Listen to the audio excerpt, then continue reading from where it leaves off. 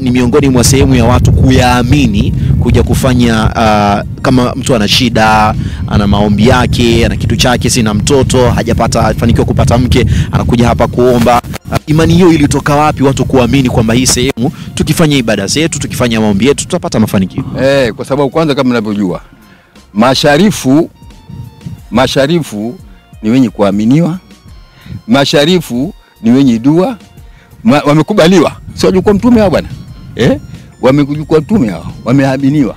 Sasa kwa vile ni masharifu, na sisi tuko tuje tuwaombe hapa. Ukiwa una shida zako waje ukaomba hapa. Nimekuja sharifu leo hapa, mimi nimkwe hivi, nina shida hii, nina hivi na hivi, basi nitakapopata mimi hapa nitakuja ondoa kambuzi hapa, nitakuja kambuzi ng'ombe. Kweli ukaenda zako huko ukatafuta mpaka ukapata, ukaja waondoa ile nadhiri yako, ni hela, ni ng'ombe, ni mbuzi. Kwa hiyo hapa sisi hawa ni masharifu. Masharifu ndio wanaoomba kama unavyoomba Mungu, na masharifu ni vile vile. Masharifu ni kabli wale kubaliwa na Mungu. Sasa na sisi nasi tukoona hawa ndio watu wa kuomba. Kuona mchezo mtasharifu, njoo bwana usomee albadiri hapa, njoo fanya hivi bwana. Sasa na hawa nao kama ndio ngao yetu. Tugamia kila shida zetu tunazo hapa mjini, basi tunakuja hapa. Jamaa tumekuja sharifu huko ni watu kama ndumi tuwajua hivi, kuna shida hii, kuna shida hii, shida hii, tuitaka utuondolee. Na wewe binafsi mzee wangu ulishawahi kuja kufanya maombi yoyote hapa? Mengi. Na kitu gani ambacho ulishawahi kuja ukaomba wala ukafanikiwa ama ukapata njia ama mwongozo ukasema nashukuru Mungu? Kwa vile hiyo ni mambo mengine ni siri, huwezi kuyaeleza kwa watu wote, ni siri yako wewe mwenyewe na wewe Mungu na sharifu. Hilo liliomba basi ni siri yako. Pengine mwenyewe nitaka kumuua mtu, nitasema nilimuua fulani, haiwezekani. Hii ni siri yangu. Hii ni siri yangu. Juzi mimi nimeona clip hivi, nimeshangaa sana. Sijui mahali gani kule. Kuna makaburi, sema makaburi ya masharifu wawili walikuja hapa. Kisha sema hapa katikati ya bahari yamewekwa makaburi, maji hayafiki. Sasa ni katikati ya bahari, ni kama vile kisiwa, yani sehemu imenyanyuka, kisha ile makaburi yamejengewa ukuta. Wewe maji yatafika vipi sasa? Wewe kwa akili yako kuzaliwa na maji pale si bahari, kwa ati maji yaje akiondoka, yani katika karibu na ufuo. Hasa ni sehemu imenyanyuka hivi, kisha ikajengewa kaburi. Sasa sema hapa haya makaburi hata siku moja maji hayajawahi kuingia. Yataingia vipi maji na iko juu? Akili ya kuzaliwa wewe. Kama ingelikuwa maji yafika hapo, mngeweza kuwazika tangu na mwanzo hapo maji. Msingeweza. Sasa mimi kilichonisikitisha ni kwa yule anayezungumza pale ni mzee ana zaidi ya miaka 80 kama alivyojieleza mwenyewe. Kisha asema hapa sisi twawaomba hawa kama tunavyomuomba Mungu, hakuna tofauti. Sio kwa zamani akisema sisi tuwaombe twapita tu kwao, sio? Hamza sema hakuna tofauti hivi kwa maneno yake. Hakuna tofauti baina ya kumuomba Allah na kuwaomba hawa. Si masharifu? Sio wamekubaliwa? Sema hivyo. Sio wamekubaliwa? Wajikuwa mtume hivi hawa. Kwa hawa waombwa kama anavyoombwa Mungu. Inna lillahi wa inna ilaihi raji'un. Wazi wazi. Waombwa hawa kama anavyoombwa Mungu. Muona hatari ile letu hiyo. Ndio utajua kwa nini Mtume sallallahu alaihi wasallam amemuhusia Ali ibn Abi Talib kufanya nini? Kuvunja makaburi yanayotukuzwa, na katika maana mushrifan, linalotukuzwa ile kaburi, katukuzwa likanyanyuliwa juu. Illa sawaitahu, isipokuwa utalisawazisha na ardhi. Na hapa hukumu ni tofauti, na nitasoma nasi ya maneno ya Sheikh Ahmed bin Yahya al-Najmi rahimahullah, na kuna maneno mazuri pia Sheikh al-Albani rahimahullah ta'ala akieleza hii hadithi kwa nukuu za wanaoviona huko nyuma. Kaburi likiwa ndio laanza, yule maiti aanza kuzikwa, lanyanyuliwa shibri moja juu ya ardhi ili lijulikane kwa hili ni kaburi, asikanyagwe yule aliyezikwa pale, wala watu wasikae juu ya ile kaburi. liheshimiwe, aombewe dua. Lakini likifikia kuwa lile kaburi sasa latukuzwa, limejengewa, watu waje wakileta vichinjo vyao pale, wakiweka nadhiri kuwa mimi jambo fulani langu ukinifanyia nitafanya kadha wa kadha, nitachinja mbuzi, yule mbuzi wake amchinja pale. Kwa akachinjia asiyekuwa Allah, wakati Mtume sallallahu alaihi wasallam asema mal'unun man dhabaha li ghairi Allah, amelaaniwa anayemchinjia asiyekuwa Allah. Maambia watu nendeni mkachinje pale.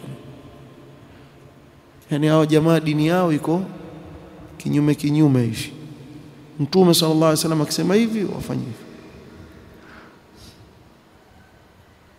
Ziara ya makaburi kwa ajili ya kuombea maiti au waomba maiti. Sasa hili kaburi likiwa limefikia hali kuwa limejengewa, laabudiwa, latukuzwa, hukumu yake sasa tofauti. Hukumu yake illa sawaitahu ay ja'altahu musawiyan lil ardi. Hili sasa lafutwa kabisa hadi sijulikane kama kaburi, kwa sababu ile fitna ambayo ilikuwa pale ndani yake. Si mfahamu kuchelea wasije watu baadaye wakaja wakarudi tena wakalijenga, twalifanya sawa sawa na ardhi kama uwanja wa mpira vile. Si mfahamu, ili nieleweke, flat. Hata hiyo shiburi moja pia hainyanyuliwi tena. Au hukumu hapa ni tofauti kama nitakavyosoma hapa maneno. Ikiwa ni pale mwanzo tumzika maiti, tumnyanyulia shiburi moja, wakaja wajinga wakamjengea, kisha wakaanza tawafu. Si ajabu kule watu kako labbaik allahumma labbaik, waje kwa nani? Waje kwa maiti mfu, waje pale kisha walia, mimi nina shida fulani. Wenyewe wasema uje hapo useme shida zako zote, mashaallah, mimi mgonjwa naomba unipe shifa. Kumbe yule alizikwa pale ankufa na maradhi, yeye mwenyewe hakuweza kujiondolea ugonjwa ulivyokuwa hai, kafa na pressure ile. Kisha yasema nina pressure, nina piresha inizidia. Yule maiti angezungumza kwamba mimi nilikufa na piresha hiyo inaokuwa wewe, hiyo nileta hapa mimi, nashindwa mimi nao madaktari walisimama juu yangu hakuweza kufanya chochote, nikafa. Waje kuniambia mimi kutolee pressure, ni kutolee na wapi? Wewe usome katika Qur'an, wa idha maridtu fahuwa yashfin, kwa Allah ndiye anaitwa nini? Shifa. Usome katika Qur'an. Subhanallah, yani kuna mambo watu wayafanya akili timamu tu ya kuzaliwa. Wewe kwa mfano ukiekiwa mifupa hapa ya binadamu kwenye meza, kisha kaambiwa nenda kaiombe ile mifupa, utamwangalia yule mtu, mifupa inaombe nini? Sasa si afadhali yule yuomba mifupa iona, wewe omba kitu hata uone kule chini, hujui kimbakia kisha kuisha, hujui chochote, lakini waomba wewe. Sababu nini? Ile kaburi limejengwa likawekwa manakshi, wakadanganywa watu na visa mbalimbali. Fulani alikuja akaomba akapata, fulani alikuja akaomba akapata. Na yule mwanahabari wa clip ndiona mfedhuli kweli, amuuliza na wewe mzee uliomba nini hapa ukapata? Sasa hivi wajua hajaomba chochote akapata pale. Aifasiri yangu hiyo, siri yangu baina mimi na Sharifu. Kadhabun ashir. Mzee miaka 80 muongo bwana, salala. Wewe hujasoma katika kitabu cha Allah subhanahu wa ta'ala, lahu da'watul haqq, yeye peke yake ndiye anayeomba kwa haki subhanahu wa ta'ala.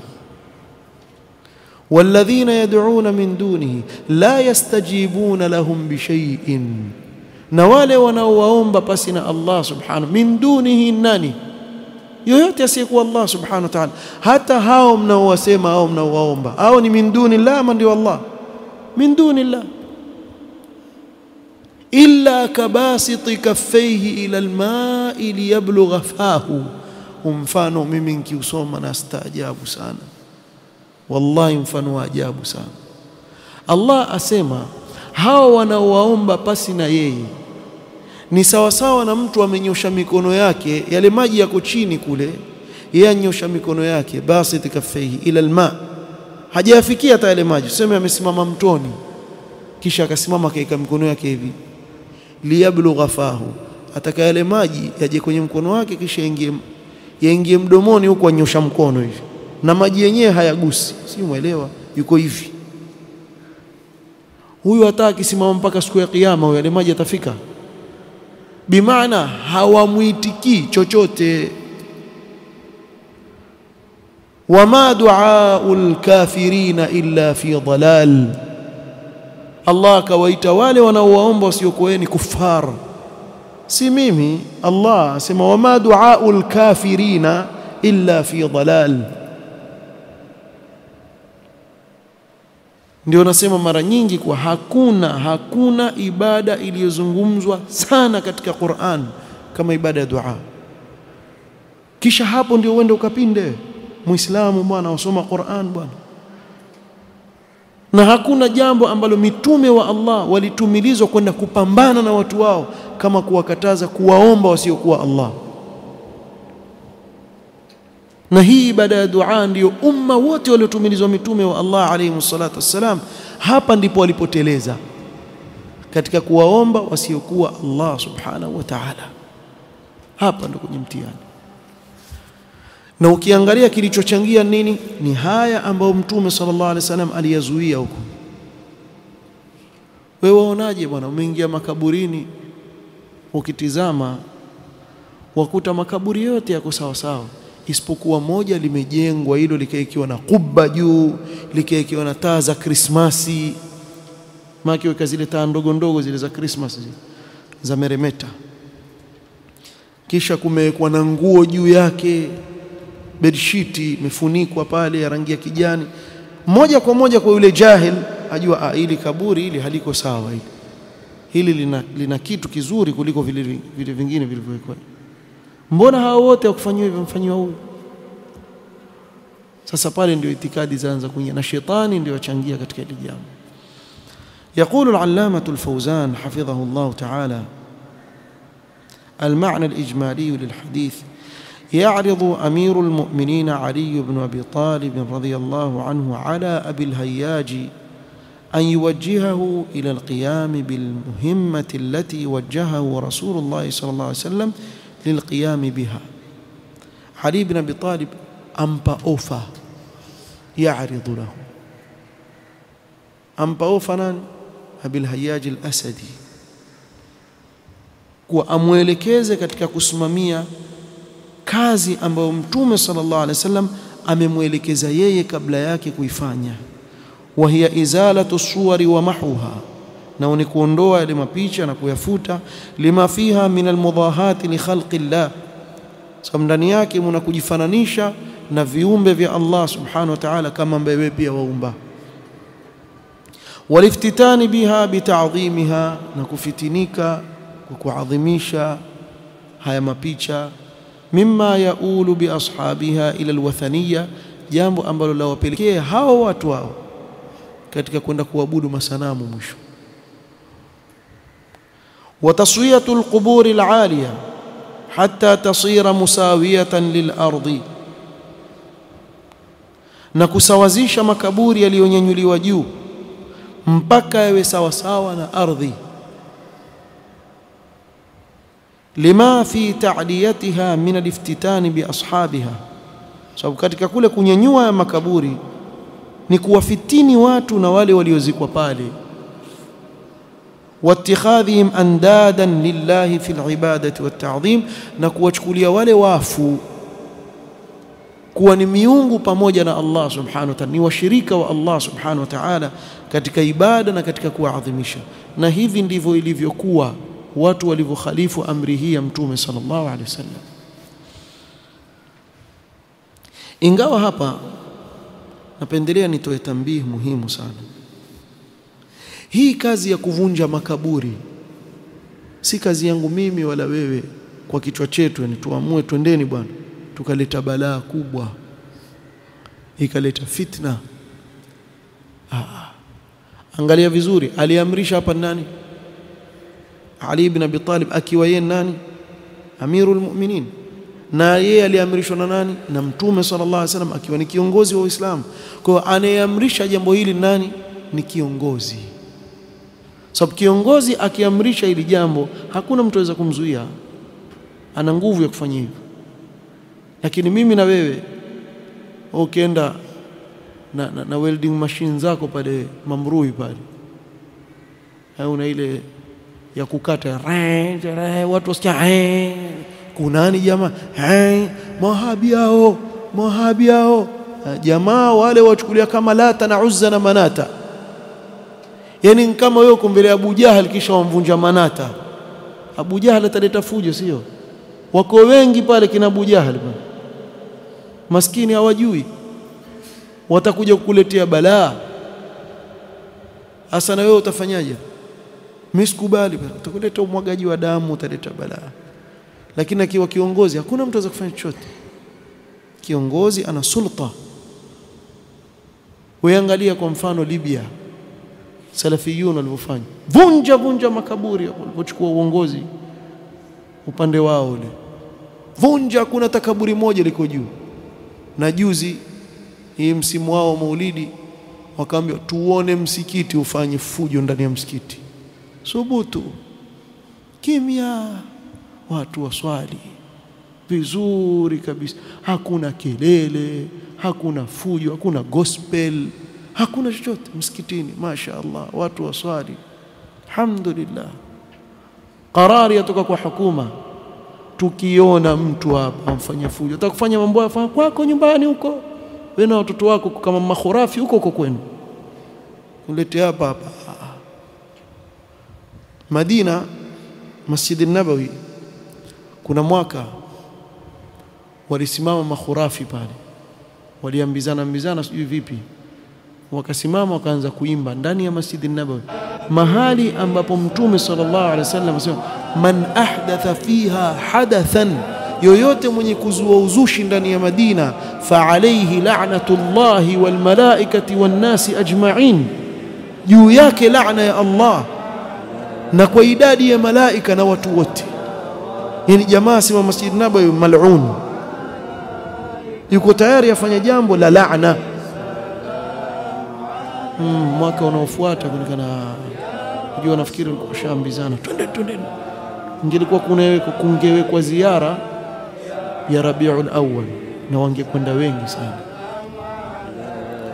Nakumbuka vizuri sana kwa kule kulitapakaa askari, ukionekana waganyiza peremende tu washikwa, situletee bid'a hapa. Ndio mbona Madina kusherehekewi? Mbona mseme hivyo?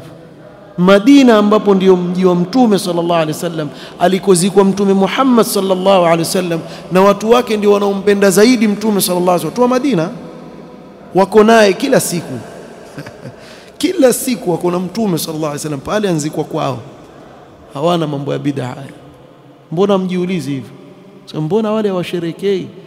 Mmoja mtupigiza fujo huku Mombasa, Lamu, sijui Mamrui nini, ndio mnafujo kweli kweli na bid'a zenu hizo. Wenyewe wale wakikweli kweli kule hawafanyi hivyo. Ndio mzee mmoja akasema hivyo, na keti miaka 4 amfanya kazi kule, sikuona hizi ndaa tu, sema hivyo, ndaa tu ziwapelekea. Maana ni kitu gani? Ikazuiliwa. Kwa nini? Sulta, uongozi bwana. Kiongozi ana nguvu, yuwaweza kuzuia ule munkar, na hakuna mtu yote aweza kufanya chochote, hakuna kitu aweza kufanya.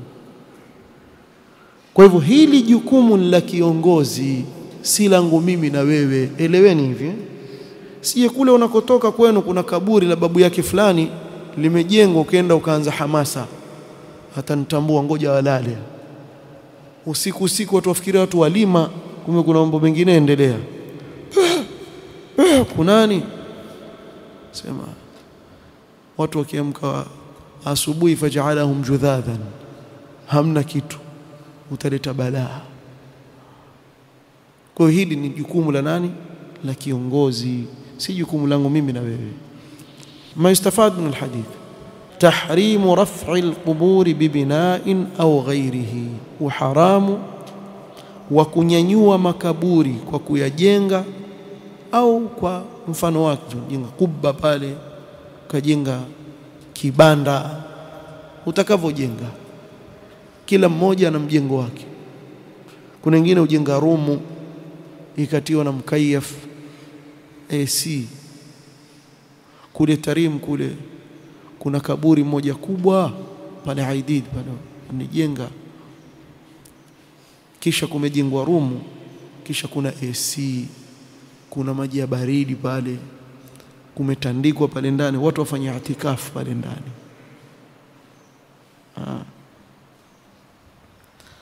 Ma hadhi tamathilu allati antum laha akifun. Walikuwa kufanya itikafu kwa masanamu watu wa nani? Wa Ibrahim. Sambona nini, hebu nielezeni kuhusu. Qalu wajadna abana kadhalika yafalun, sisi tumpata baba zetu wafanya hivi, na hawa ni hivyo hivyo. Nimekwenda pale nikaingia pale ndani nikamkuta kijana mmoja wa Kiindonesia maskini amekaa makini mwenyewe fanya itikafu. Kuna kaburi hapo limejengwa kubwa, kisha limeandikwa maneno pale, maneno ya kumtukuza kupita mipaka yule mtu alizikwa pale. Kisha na huyu yuko pale ndani fanya itikafu kwa khushu' ya hali ya juu kabisa. Kimona sasa vibanda hivi na viumba hivi ndio vilivyoamrishwa na Mtume sallallahu alaihi wasallam vivunjwe, sibakishwe, kwa sababu wapelekea watu katika kumshirikisha Allah. Kwa ikiwa kuna uongozi wa Kiislamu waamrishwe, bwana vunjeni. Na ndio maana utaona nchi ya mamlaka na yale makasoro waliokuwa nayo, Allah tuongoze sote, lakini hata siku moja nenda Saudia unionyeshe kuna kaburi linjengwa. Hayakujengwa makaburi ya masahaba. Mbona hao watu wetu mimi wanishangaza, mbona waseme mbona Madina masahaba hakujengewa, kisha wakaiga. Wao wana yao. Ikiwa kuna jambo lao wanalolitaka kwambia mbona Saudia, alafu munkar haukatazwi mpaka ufanye Saudia tu. Yeye kwenye harusi yake apiga ngoma big. Saudia ukipigwa ngoma tu kule, alafu ni asilimia ngapi ya wale watu wako pale? Ikipigwa ngoma, mimi bwana mtatuambia nini bwana? Haramu kabisa. Na harusi yako ilikuwaje? Si kwa si makosa, lakini wewe utambua makosa kuchelewa kweli. Utambua kuchelewa. Almuhim, ile nchi huwezi kuona mahali kuna kaburi limejengewa hata siku moja. Kwa nini? Sababu viongozi wamesimama katika tauhid. Na wakisikia kwa mfano kuna mahali kuna mjinga fulani huko amejenga huko, basi hailali hapo tu. Tuona polisi wameingia pale, vunja yote, yavunjwa, angusha kabisa. Alhamdulillah. Kwa ni haramu kunyanyua makaburi, li'annahu min wasaili shirk, sababu ni njia zinazowapelekea watu katika shirki, na tushayaona huku kwetu walivyokuwa watu wamenyanyua makaburi, tukaona wakiingia kwenye shirki. Mpaka huyu mzee akaja akasema kuwa hakuna tofauti baina ya kumuomba Allah na kumuomba huyu maiti, wote ni sawa, wazi bila ya haya. Wujubu hadmi alqibab almabniyati ala alqubur, wajibu wa kuvunja makubba yaliyojengwa juu ya makaburi. Kwa jamaa hujenga makubba kama ile ya msikiti juu, ile dom hujengwa juu ya kaburi la mtu fulani. Na kuna wengine hawana adabu, wajua wafanyaje. Kuna msikiti hujengwa kisha ikaikwa sehemu ya kaburi kabisa, kisha kuna shekhi fulani sasa, mimi nikifa mtakuja kunzika hapa. Utafikiri ana uhakika atoliwa na simba ama atoliwa na papa akienda baharini. Mimi nikifa nje nzikwe hapa. Ili iweje? Ili watu wajiwa muombe pasi na Allah subhanahu. Huu taghut akiri watu kumwabudu pasi na Allah subhanahu wa ta'ala. Tena mtu yasema wazi, hii sehemu nimeitenga kwa ajili ya mimi nikifa nzikwe hapa, yani msikitini azikwe. Makaburi ya Uislamu yamejaa kule bwana, haja kuletwa msikitini bwana, watu waswali, yeye awekwa pale. mtihani kweli wallahi, subhanallah. Nitawasomea faida hapa kwa wale watakaobakia, wengine ruhusa. Nasomea faida maneno ya Sheikh Ahmad bin Yahya an-Najmi rahimahullah ta'ala, akiwa azungumzia kuhusu hili suala la kaburi linalotukuzwa na linalonyanyuliwa, hukumu yake katika Uislamu. Sema qultu al-hukmu mukhtalifun fi hadha wa dhak. Hapa baadaye mtaandika hukumu yatafautiana baina hili na lile. Kusudia nini? Asema fal qabru alladhi yudfanu hadithan, kaburi ambalo yule maiti amezikwa karibuni, yurfa'u 'anil ardi qadra shibrin, litanyanyuliwa juu ya ardhi kadri ya shiburi moja, liyu'lam, ili lijulikane lile kaburi, fayuttaqa aljulus alayhi, ili watu wajizuie kutokana na kukaa juu ya kaburi, kwa sababu Mtume sallallahu alayhi wasallam amekataza kukaa juu ya makaburi, walbina fawqahu, na kujenga juu yake. Kwa hivyo kule kunyanyuliwa kaburi shiburi moja, ili watu wajue hili ni kaburi, waliheshimu, wasije wakajenga juu yake. Mtu akaja akajenga nyumba juu ya kaburi, au kwa mfano akaja akakaa pale. Maana ukienda mfano lile kaburi limejengwa pale Aldina Vizram, tulikuwa tukisoma pale Aldina secondary pale wakati huo, ndo maskani yetu ya kula mihogo. Astaghfirullah, sisi tulikuwa tujui wakati ule maskani ya kula mihogo pale kaburi. Wapi? Kwenye kaburi pale. Jamaa waje piga mihogo yao pale, mwaketi mwatia story, habari hamuna, kumbe huku kuna kaburi la Mshambi Njuma liko hapo hapo. Allahu musta'an. Na mpaka leo, na wewe kama unataka kusadikisha, bwana nenda time break pale skuli pale Aldina pale, si mpaka leo shule, nenda pale time break. Kama ukuti watu wamekaa kaburini pale wapiga mihogo na viazi vya karai, watu wala mihogo pale. Sasa wewe unamsaidia yule ulivyojengea, ama ndo unamletea balaa? Yuwaketiwa tu kila siku, watu wa aina mbalimbali wakaa pale. Kwa hivyo lile kaburi la nyanyuliwa shibri moja, ili watu wajue ni kaburi, waliheshimu. Qala waliyu'raf fayuzaru, na ili lijulikane ni kaburi, watu waje kumzuru yule maiti, wamwombee dua, sababu wakiona ni kaburi wamzuru. Wayudfanu ilayhi, na ikiwa baadaye yule maiti amekaa muda mrefu, mwingine aje azikwe pale. Mtu aweza kumzika jamaa yake pale pale alimzika jamaa yake wa mwanzo, kama alivyoeleza Mtume sallallahu alaihi wasallam alipoweka alama katika kaburi la Uthman bin Mad'un. Akasema naweka alama ili nijue kwa hili ni kaburi la jamaa zangu, baadaye mwingine aweza kuzikwa pale. Sasa ikiwa mtajenga na huyu atajenga na yule atajenga, mwisho watu watazikana wapi jamaa? Watu watazikana wapi? Na alhamdulillah pale Kikoani upande huo kuita upande wa Waarabu, na huku upande wa pili, maana pia makaburini tuntengana, huyu kabila hili, huyu kabila hili. Yani jamaa hawakutosheka hapa duniani, pia kwenye makaburi watiana na ukabila pia. Ndani ya makaburi hivi kuta zimejengwa hivi, wall of Berlin, huku kuna ukuta, huku kuna ukuta, hawa waingii huko. Nini balaa hizi? Sisi tuna balaa shekhe. Nyote nyinyi mkizikwa mkienda pale baada ya miaka 10 ni mtanga ule ule, hauna tofauti ya rangi wala harufu wala chochote, ni hao hao tu, hamna tofauti yoyote. Kinjamaa pale, kama hujui jua hivyo, kuna upande wa Waarabu, kuna upande wa Wachangamwe, kuna upande wa Wabulushi kina mzee Shapi kule, na kuna upande sijui wa Sita Taifa, sijui vituko tu ya mama. Singevunjiliwa mbali tu kuta zile, watu wazikwe, binadamu wazikwa pale, Waislamu. Lakini sisi tutengana mpaka kwenye makaburi. Wewe wafikiria ukizikwa huko unaenda peponi, kule unaenda motoni? Ni amali zako Sheikh, zikwa kokote utakakuzikwa. Ingawa alhamdulillah sidhani kama mtu akatazwa kuzikwa huku ama kule kokote, ukitaka kuzikwa utazikwa, lakini Kwa nini kuwekwe ukuta hivi semwe hii kabila fulani, hii kabila fulani, kwa nini? Lakini ili jambo liko. Na wako wengine wasema kuwa ule ukuta tumekubaliana tuvunje, wakakataa. Pia hiyo makataa. Kwa lipi? Alhasil salama pia. Pale upande wa Waarabu, mimi najua hii kwa sababu nimeelezwa, kule wamekataza jambo la kujenga. Sasa mimi nakuja kujenga, bwana tafuta kwingine, si hapa. Afuta zikana wapi?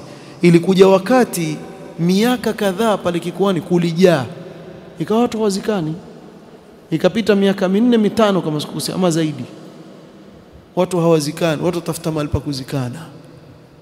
Alafu wewe uje tukie kibanda chako hapa, kibanda cha babangu hiki, na mwingine ati kibanda cha babu yangu, na mwingine kibanda cha, tutazikana wapi? Mwisho tutazikana wapi? Wewe waona kaburi pale, wewe nenda katika upande ule wa kule Saif Halwa, utakwenda kuona kaburi 1924 1930, hamna kitu tena hapo chini, shapita miaka karibu 100, bado tu jamaa yake anziko. Vunja bwana, vunjeni. Leo anzikwa huyu, kesho atazikwa mwingine, na sote twenda huko huko. Ni amali yako wewe.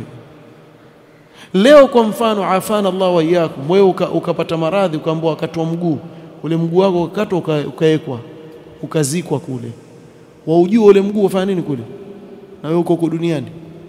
Basi hivyo hivyo tutazikwa tu, itaoza ile nyama yako, itakuwa mtanga, basi kuishi ni wewe na amali yako.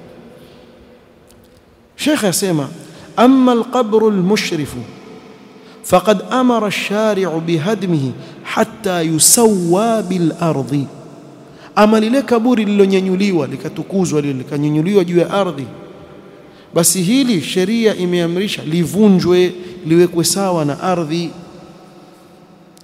Hasman liliftitani bihi, ili kuvunja ile watu kufitinika na lile kaburi. Wa qadaan ala al-i'tiqadi fihi, na kuua itikadi juu ya lile kaburi, sije watu wakawa na itikadi juu ya kaburi kama lile. Liannahu la yushrafu illa qabrun fihi i'tiqad, kwa sababu aliwezi kunyanyuliwa isipokuwa lile kaburi ambalo ndani yake mna nini, mna itikadi fulani. Wal-i'tiqadu la yazulu illa bizawali sababihi wa mahwi atharihi, na hii itikadi haiwezi kuondoka mpaka tuondoe sababu yake na kufuta athari yake, mpaka mwisho wa maneno yake mazuri sana. Kisha akanukuu na maneno ya Sheikh Al-Albani rahimahullah ta'ala katika kuunga mkono yale niliyotaja, kuwa katika hukumu hii kaburi lawekwa sawa na ardhi kabisa, hakuna tashibri moja nyanyuliwa. Kwa nini? Sababu tayari lile kaburi lishaleta nini, fitna kwa watu. Umeelewa hapa? Wallahu a'lam.